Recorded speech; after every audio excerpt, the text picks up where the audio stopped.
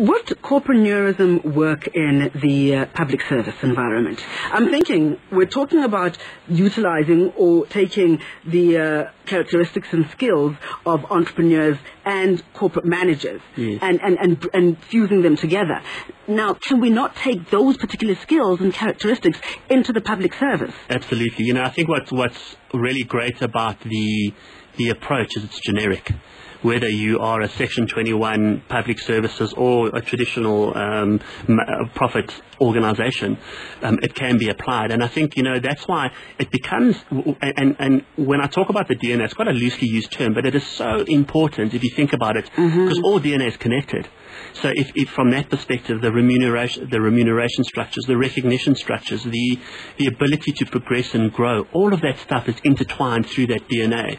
And that's where we're starting to see massive traction in this approach, because it really is a plug and play. However, it is not a rigid framework. You know, if you go back and you look at a lot of literature and those sort of things, these frameworks or models are taken and panel beat it into a business. I always say, if you take two individuals and they go and study the same qualification, they're not going to be the same professional. Absolutely. Because and it's the same for a business. Every business is unique, so you can't take one size fits all to every single business. There are some common characteristics. But to your point, I think public sector, there's massive opportunity, and I think it's hungry for it and it needs it. And I think the incentivization and alignment and progression, and, you know, we found like really little things, a simple thank you is so powerful versus, you know, it's not necessarily only money driven or whatever it may be. So I think what is really exciting about this is there's a massive playing field out there. But again, the leadership has to be quite mature. And so, you know, there is a good chance that things are going to change fundamentally.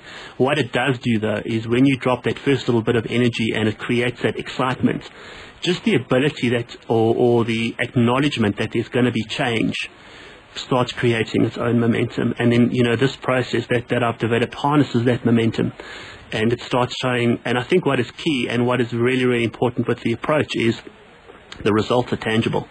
It's, you know, you can have a lot of airy-fairy stuff and theory, but it needs to be tangible for the individuals and ultimately for the business, and that translates into the bottom line.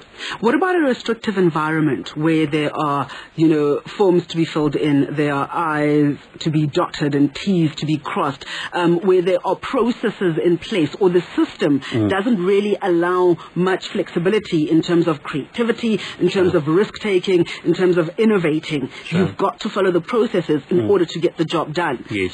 In that kind of environment? Look, definitely. I think the reality is, if as an entrepreneur, so this is the second business that I'm building. So I am my business. So the same would go for an individual, and they are their job. I mean, that's really what it is. Everything they do is actually a reflection of them. And I think so by embedding some of the corpreneur approach and traits and whatever, actually would help them to advance up that corporate ladder.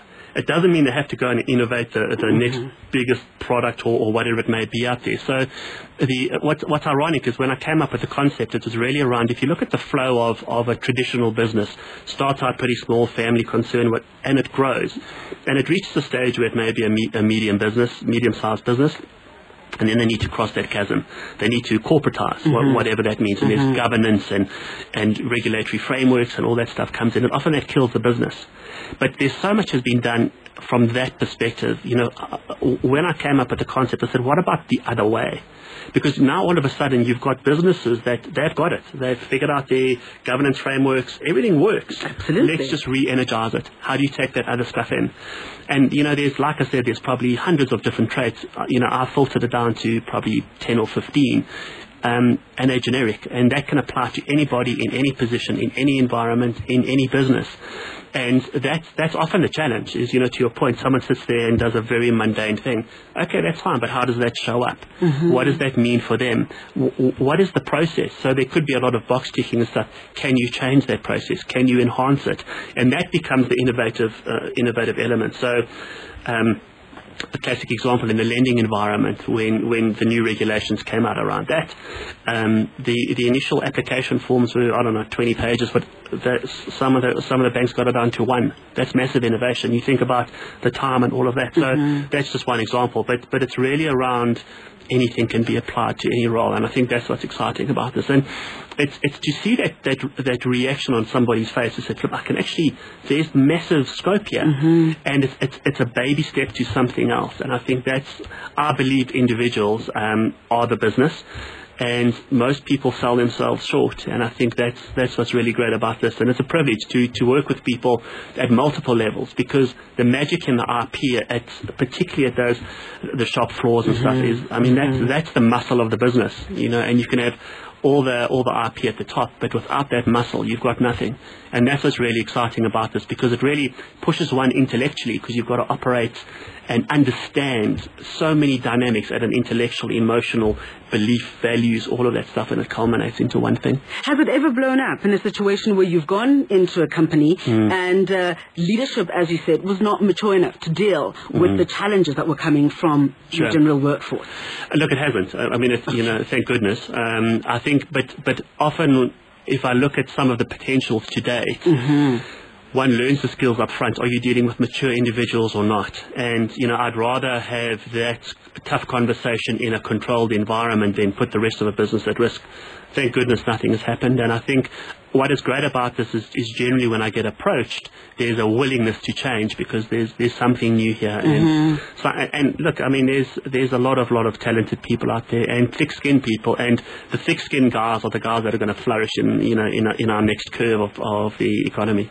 But that is a mark of leadership, is it not? To be able to take on criticism and build on it, as opposed to taking it on and personalizing it and then being destructive around that. It's absolutely right. But I think what is great about this, there's a great book written by Robin Sharma around leadership without a title, and that is so powerful, and it's also very pertinent to what I'm doing, because it's that attitude, and 100%. I think if that can permeate throughout your business, your success is guaranteed. Talking corpreneurism with the CEO of Intelstrat Consulting and founder of Corpreneur, Andrew Bahlmann, joining us in the studio. Quickly before I let you go, you've spoken about your corporate experience. Tell us about your entrepreneurial experience, because you have truly both. Yes, you started a business when you were quite young. Straight out of school. So really, what it was actually in the hospitality industry, and I think what was kind of in a situation where my family lost everything, and it was sink or swim time. And I think from that perspective, it was massive learnings. The biggest thing I learned was everything sales.